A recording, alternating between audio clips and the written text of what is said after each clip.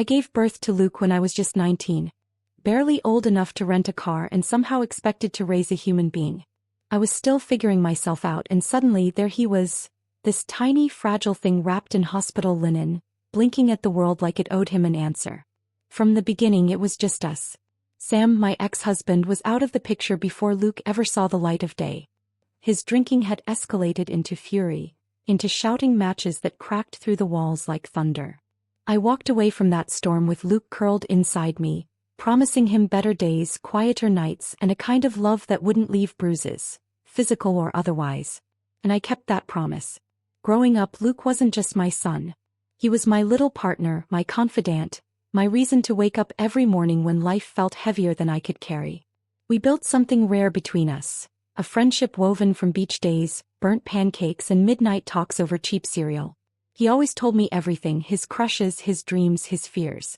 I was his home. But something changed the summer he turned 18. It started subtly, like the way the tide slips further up the shore without anyone noticing. Luke had been into surfing since middle school, but that year he became obsessed. Every morning before work he'd disappear into the sea, his board under one arm and that fierce, hungry light in his eyes. He was strong now, taller than me by a few inches, lean with sun-kissed skin and a scruffy jaw he refused to shave clean. He looked not like the boy I raised but like a man. That realization hit me harder than I could explain. One night he padded barefoot into the living room where I was curled up on the couch after work. I still had sand in my hair from the day. I ran the local beach rental shop and somehow always left with half the beach stuck to me. "Hey," he said, tossing me a bottle of water. "You ever gonna let me teach you how to surf?" I laughed, shaking my head. "Please. I can barely balance on dry land." He grinned. "You said that last summer too. Come on, Mom. You work next to the ocean. Might as well learn to stand on it." There was something about the way he said it. Teasing, yes, but gentle. Like he really wanted to share this part of his world with me. I agreed. I don't know why. Maybe it was the way his eyes lit up. Or maybe I wanted an excuse to spend more time with him before life pulled us into different directions the way it always does. That weekend we went out early, the sky still bruised with dawn. I remember the way he steadied me as I climbed onto the board, his hands firm at my waist, his voice low and patient. "Bend your knees. Don't fight the wave, just ride it." It felt ridiculous, me 37 half sobbing every time I toppled into the surf. But Luke never laughed. He always reached for me, always helped me back up. And as the lessons continued over the following weeks, something began to shift. It was the way he looked at me when I walked toward him from the shoreline, wet and wind-blown, cursing under my breath. It was the way my stomach twisted, like nerves, like anticipation, when his hand lingered just a second too long on my back after a fall. I told myself I was imagining it, until I wasn't. One afternoon I caught him watching me from the edge of the water, his board tucked under his arm. His gaze was steady, unreadable. Not shy. Not overt. But definitely not the way a son usually looks at his mother. And I felt it too. This soft, warm thing curling low in my chest whenever he grinned at me, whenever he brushed my hair out of my eyes after a wipeout. It wasn't wrong, not yet, but it was definitely different. I started noticing everything. The way his laugh had deepened. How he started wearing cologne, subtle and woodsy. The way he asked questions he already knew the answers to just to keep me talking. We would sit on the sand after his lessons, toes buried in the grit, watching the tide come in like it always had. But now the silence between us wasn't comfortable the way it used to be. It was electric. One day I dropped my phone while trying to shimmy out of my wetsuit and he bent down at the same time I did. Our faces were inches apart. Neither of us moved. I looked into his eyes and saw the question there. I didn't answer it. Not with words. Just a breath. A heartbeat. And then I looked away. We didn't talk about it, not directly. But the air between us had changed. When he offered me his towel, his fingers brushed mine, and we both froze for a fraction too long. When I thanked him, my voice was barely a whisper. I didn't even recognize it. Back at home, I stared at myself in the mirror for a long time. Not to check for wrinkles or gray hairs, but to understand what was happening inside me. Luke was still my son. But he wasn't just that anymore. He had become a man I admired, respected. Someone who made me feel seen like no one had in years. And I was still his mother. But I wasn't just that anymore either. The lines were blurring. And somewhere inside me, a dangerous thought took root. What if we were both a little bit happier in that blur? The thing about tides is, no matter how much you resist, they pull you. The day after our almost moment on the beach, I expected things with Luke to feel strained, awkward. I waited for him to retreat the way people do when they've brushed too close to something they can't name. But he didn't. He showed up the next morning, board in hand, grinning like the sky had personally told him to smile. "Waves are perfect today," he said, tossing a banana into my bag. "Eat something, coach." I raised an eyebrow at that. "I thought you were the coach?" "Please," he said, bumping his shoulder into mine. "You're a natural. Next thing I know, you'll be better than me." There was a warmth to his voice I couldn't place. Not flirtation exactly, not outright, but something tender, quiet, careful. Like he was trying not to scare off a bird from his open palm. We walked down the beach together, silence moving with us like a companion rather than a wall. There was something soothing in it, something safe. But under that peace, a current still hummed, pulling on something inside me I hadn't realized was loose. That morning I stood on the board longer than ever before. I even caught a wave, just a small one, but I rode it halfway to shore, my heart pounding, my arms windmilling as I half laughed, half screamed. Luke was already in the water when I splashed down, and when I surfaced gasping and grinning, he was right there. "You did it," he shouted, beaming. I threw my arms around him instinctively, water pouring off both of us. I felt his body tense just for a breath, then soften around me. He didn't let go. We stood there for a second too long, waves rocking us gently, until reality returned like a camera flash. I pulled back, suddenly aware of how close our faces were, how hard my heart was thudding in my chest. "Guess I finally graduated," I said, trying to make it light. Luke just nodded, that unreadable look in his eyes again. "You looked amazing out there." I opened my mouth to tease him, to say something about my flailing arms or my dramatic wipeout, but the words caught in my throat. Because he wasn't talking about surfing anymore. Not really. The ride home was quiet. He played music on the AUX, some dreamy surf rock playlist that buzzed softly under our silence. I watched him drive, the way his fingers tapped the wheel, the way the wind tugged at the hair curling behind his ears. He had my nose. Sam's stubborn jaw. And none of Sam's darkness. God, what was I thinking? Back at the house, we rinsed off the salt water and sand. I could hear him humming in the bathroom as he showered, the same tune he'd been playing in the car. I stood at the kitchen sink, scrubbing out the thermos, hands shaking more than I cared to admit. My thoughts were spiraling, fast and breathless. He's your son. He's your son. But there was no denying it anymore. Something was growing between us. Quietly. Inevitably. That night, Luke knocked on my bedroom door. I had just turned off the light, curled into bed with a book I wasn't reading. I froze. "Hey," he said through the door, voice low. "You awake?" I considered pretending to sleep. I really did. But then I said, "Yeah." The door creaked open, letting in a sliver of hallway light. He stepped inside, wearing an old t-shirt and board shorts, his hair still damp from the shower. "I can't sleep," he said, shrugging a little. "Mind if I hang out?" I nodded, heart in my throat. "Sure." He didn't sit on the edge of the bed like I expected. He slid in beside me just like he used to when he was younger, when he'd had nightmares about the ocean swallowing him whole. Back then I was his anchor. Now I didn't know what I was. We didn't talk. We just lay there side by side the way we had 100 times before. But this wasn't before. His body was warm and solid beside mine. Our arms touched. And every tiny point of contact burned like a brand. Eventually he spoke. "Do you ever think that maybe people get each other in a way no one else can?" I turned my head toward him, our faces barely apart in the dark. "Yeah," I whispered. "I do." He was silent for a moment. Then, "It's hard to explain how it feels. But being with you, it's like the world makes more sense." I should have stopped him. I know that. But I didn't. I couldn't. Because the truth is I felt it too. This strange, impossible intimacy. This closeness that didn't feel like an accident. We had grown up together in a way. Raised each other. We were all we had. And that kind of bond, it reshapes things. He didn't try to touch me. He didn't need to. The silence between us was louder than words. When I finally rolled over to face the wall, he stayed still. I could feel the warmth of his breath behind me, steady and slow. We didn't sleep. Not really. But we stayed there, together, in that impossible space between what is and what should never be. And for the first time in a long, long time, I didn't feel alone. The next morning I expected distance. That's what usually follows moments like the one Luke and I shared in the dark.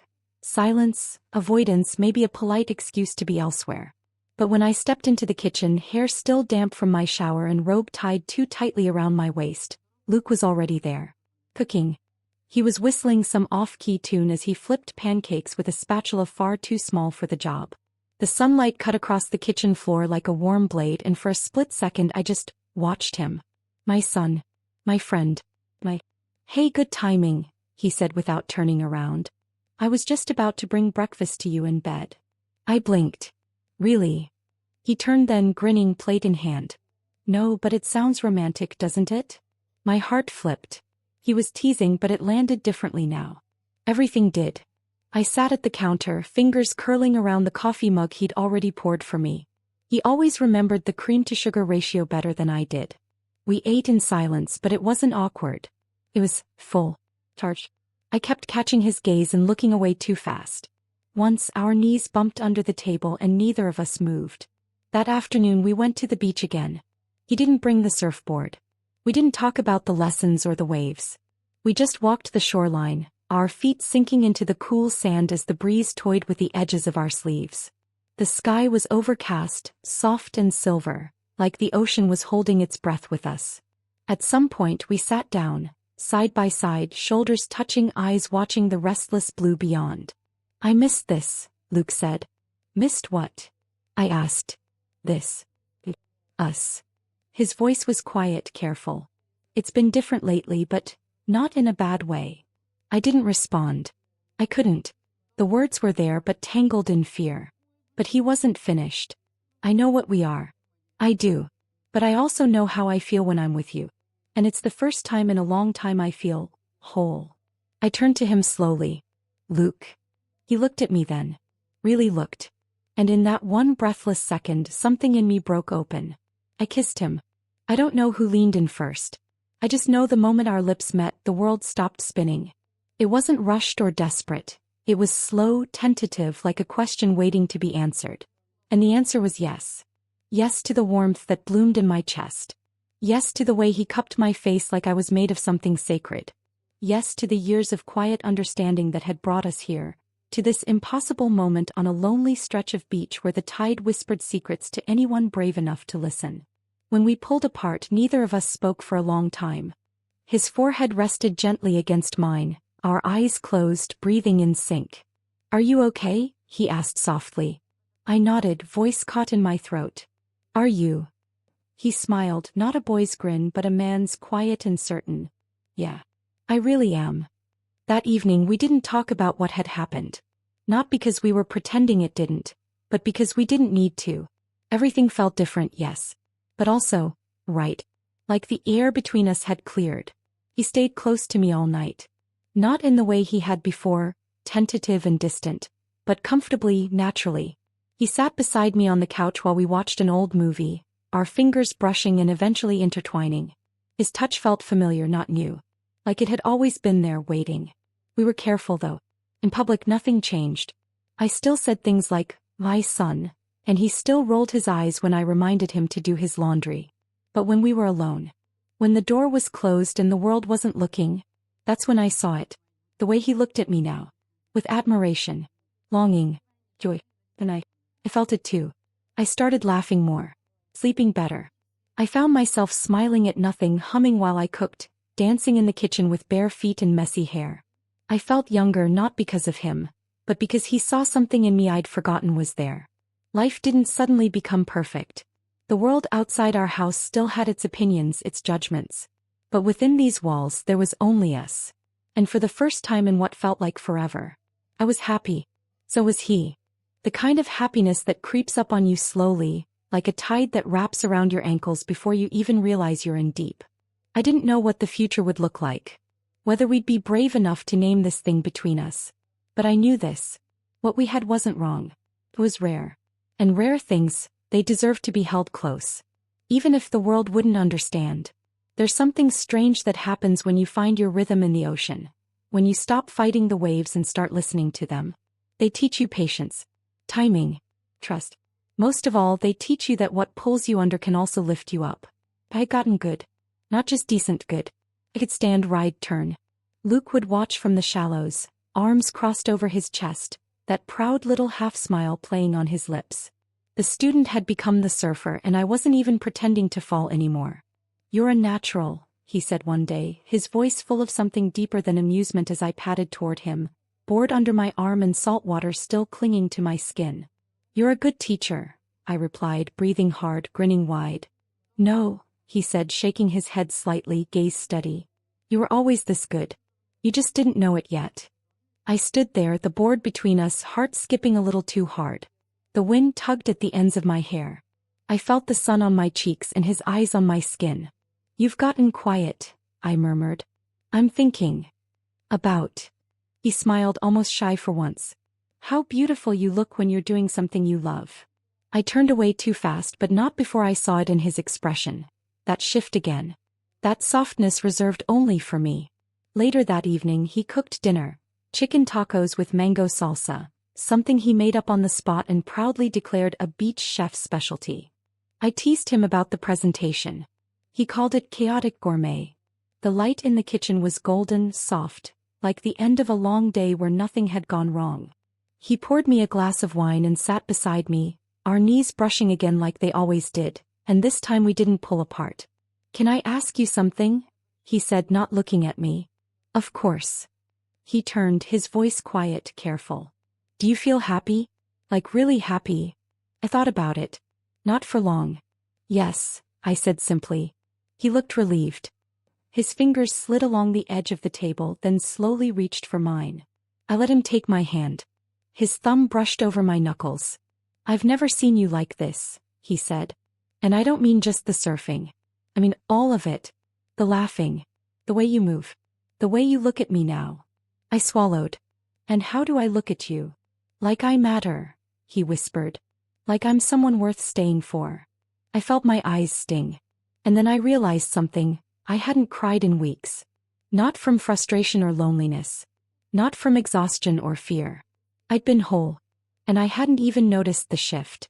"I feel like a woman again," I told him, voice trembling. "Not just a mom. Not just someone surviving. I feel like someone who still gets to be happy." His eyes darkened with something tender, something fierce. "You are," he said. "You're allowed to be." The next day at the beach, the waves were strong and clean, a perfect morning. I rode them effortlessly. I had stopped thinking. I trusted the water and I trusted myself. Luke watched me the way a man watches a sun he's afraid might disappear. When I ran back up the beach, board dragging in the sand, I was breathless with joy. He caught me by the wrist before I could pass him. "You were incredible," he said. I laughed. "Don't sound so surprised." "I'm not surprised," he said, stepping closer. "I'm in awe." And then he kissed me. It wasn't shy this time. It wasn't hesitant. It was steady, grounded, like we both knew exactly what we were choosing. When he pulled back, his eyes searched mine. "You are my most precious gift from fate," he said quietly. "I don't need anyone else. You are my treasure." Something inside me broke open and bloomed at the same time. No one had ever said that to me before. Not with that kind of raw belief. Not even Sam. Not even when we were young and still hopeful. I touched Luke's face, brushing back a strand of hair stuck to his temple. "And you," I said, "are the one person who ever truly saw me." We sat together in the sand for what felt like hours, just watching the sea and saying nothing at all. That night he stayed with me again. And this time there was no space between us. No hesitation. When I woke up in the middle of the night, he was still there. His arms slung across my waist, his face softened by sleep, peaceful in a way I hadn't seen since he was a boy. My fingers traced the slope of his shoulder, the rise and fall of his breath. He stirred, smiled without opening his eyes. "Still here." I kissed his shoulder. "Me too." We didn't talk about the future. We didn't need to. The world outside still wouldn't understand, and maybe it never could. But inside this quiet house, in the hush of night and the warmth of something finally whole, we were free. Free to be happy. Free to choose each other. Free to love in a way that made sense to no one but us. Because some stories don't follow the rules. Some hearts find each other anyway. And when they do, there's no going back.